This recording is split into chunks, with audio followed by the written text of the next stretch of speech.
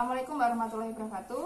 Waalaikumsalam warahmatullahi wabarakatuh. Alhamdulillah, saya ucapkan pertama kita panjatkan puji syukur kita kepada Allah Subhanahu wa taala yang hari ini kita diberikan kesehatan jasmani dan rohani sehingga kita bisa berkumpul di pertemuan kelompok tanpa ada halangan suatu apapun. Kedua, salawat serta salam tidaklah lupa kita sanjungkan kepada junjungan kita Nabi Agung Muhammad SAW yang mana kita akan nantikan syafaatnya kelak yaumul qiyamah. Amin. Gimana Bu kabarnya hari ini? Sehat Bu. Sehat ya? Kok nggak semangat Bu?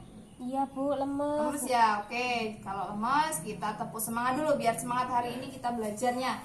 Masih ingat ya tepuk semangatnya? Oke Bu. Tepuk semangat. Semangat. Semangat. Oke, terima kasih. Mudah-mudahan dengan tepuk semangat kita hari ini semangat belajarnya.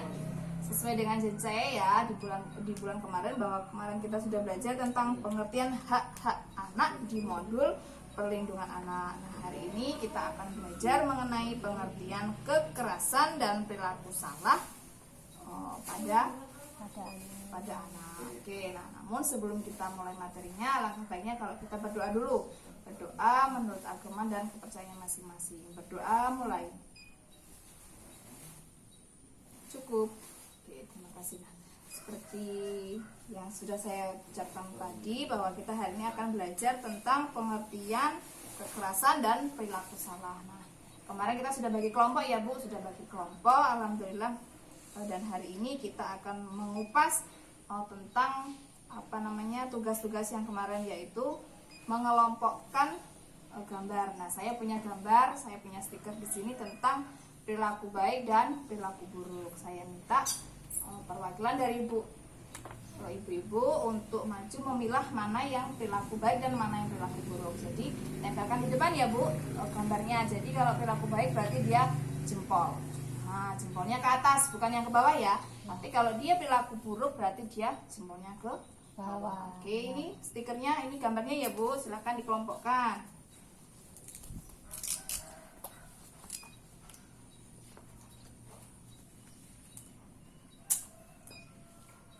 Oke, sambil menunggu Bu Winarni ya mengelompokkan, yang lain bisa diperhatikan kalau gambarnya sama cukup ya, berarti kalaupun gambarnya berbeda berarti bisa nanti maju.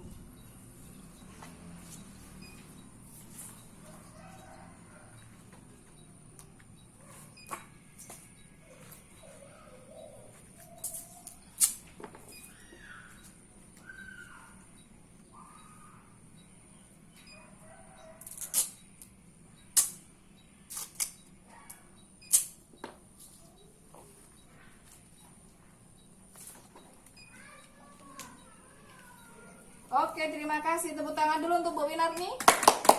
Ya, jadi sudah dikelompokkan sama Bu Winarni mana yang perilaku baik dan mana yang perilaku buruk. Jadi di sini ada perbedaan ya Bu, ada perbedaan. Jadi di antara perilaku baik dan perilaku buruk mana yang sering ibu-ibu lakukan di rumah dengan anaknya?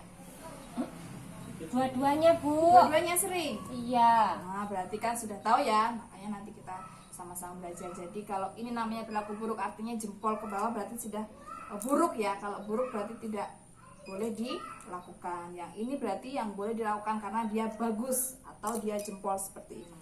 Nah, untuk lebih lanjut kita sama-sama simak di flipchart ini bahwa pengertian kekerasan terhadap anak ya.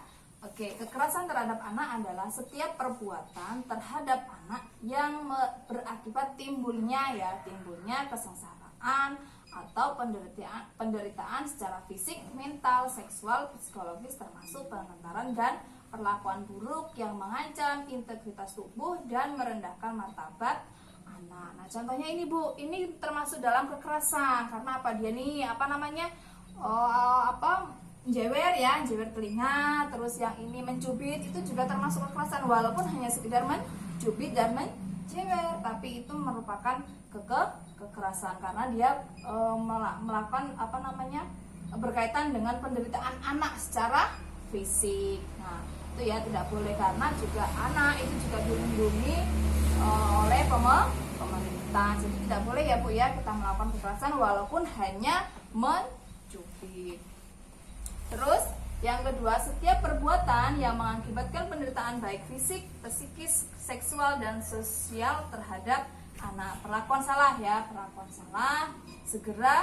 Segala bentuk perlakuan yang tidak sepatutnya dilakukan oleh orang-orang yang diberi tanggung jawab atau kuasa atas dan mempunyai kewajiban untuk memelihara dan merawat anak yang dapat berpotensi merugikan sementara atau permanen, melukai, menimbulkan kecacatan, bahkan dapat mengancam jiwa anak. Jadi tidak boleh ya Bu. Jadi ibu sudah tahu apa itu yang namanya kekerasan terhadap anak. Jadi tidak boleh dilakukan karena akan berakibat buruk nanti terhadap anak. Nah, jadi kekerasan itu tidak boleh dilakukan walaupun itu mencubit. Nah, ini perlakuan baik. Perlakuan baik itu seperti apa? Oke, kalau anaknya bisa maju berarti kita kasih oke, bagus ya nak, bagus ya dek. Nah, besok lagi diulangi ya. Nah, maka anak juga akan semangat seperti yang sudah kita lewati di modul-modul sebelumnya. Nah, itu ya berkaitan dengan ini. Ada yang ditanyakan Bu? Permanen itu apa ya Bu? Permanen itu jadi apa namanya, membekas ya Bu, membekas. Yang namanya permanen itu membekas, jadi tidak langsung hilang yang namanya permanen ya. Nah, itu yang namanya perlakuan salah, jadi tidak boleh lagi dilakukan oleh ibu-ibu. Nah, terus perlakuan baik adalah yang melakukan tindakan sesuai dengan tanggung jawab, sedangkan perlakuan buruk yaitu tindakan yang merugikan. Kira-kira kalau seperti ini yang mencubit atau menjara anak merugikan nggak Bu? Iya Rugi sih, nggak? rugi Bu, anaknya jadi nangis. Sudah nangis nanti dia akan ada bekasnya ya, ada bekasnya. Saya bilang tadi yang ibu tadi tanyakan memar, misalkan nanti ada bekasnya biru-biru misalkan, nah bekas birunya itu. Nah, jadi itu yang namanya perlakuan buruk. Nah, sampai sini ditanyakan lagi? Ada? Cukup Bu. Cukup ya. Jadi diingat ya Bu, pengertian kekerasan itu perbuatan yang dilakukan yang akan mengakibatkan atau timbulnya penderitaan fisik. Ingat ya, jadi fisik, mental. Kalau contoh kekerasan mental seperti apa? Mental. Misalkan melotot, hanya sekedar melotot saja, melototi anak, oh dia nggak boleh seperti ini. Melotot saja itu sudah melakukan kekerasan, karena anak nanti jadi minder. Jadi mentalnya anak nanti yang mentalnya anak nanti yang terganggu. Terus seksual, seringkali ya kita dengar berita di TV kalau ada namanya pelecehan seksual, itu juga merupakan suatu kekerasan yang berhubungan dengan seksualnya kita, baik perempuan maupun laki-laki. Nah, termasuk penelantaran itu misalkan ibu-ibu lalai dengan tanggung jawabnya ibu-ibu, termasuk misalkan ibu-ibunya tidak memberikan kebutuhan apa yang dibutuhkan anak, itu juga merupakan suatu penelantaran, dan itu termasuk ke dalam kekerasan terhadap anak. Karena apa? Ibu tidak memberikan